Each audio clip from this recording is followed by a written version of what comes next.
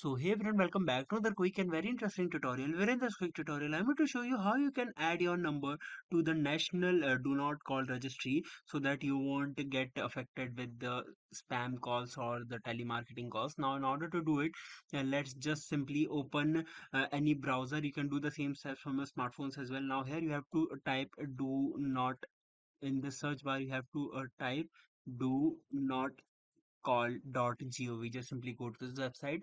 uh, Once you go right there, just let's just wait for the site to respond.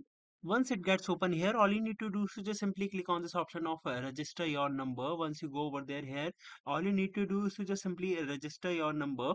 And once you register your number over this website, you won't be able to you won't be get any spam calls or any telemarketing calls from the government or the national call registry. Alright, so that's it for this tutorial. I hope this video will be helpful for you. Make sure to hit the like button and subscribe button for more such helpful and interesting tutorials. See you in the next one. Take care.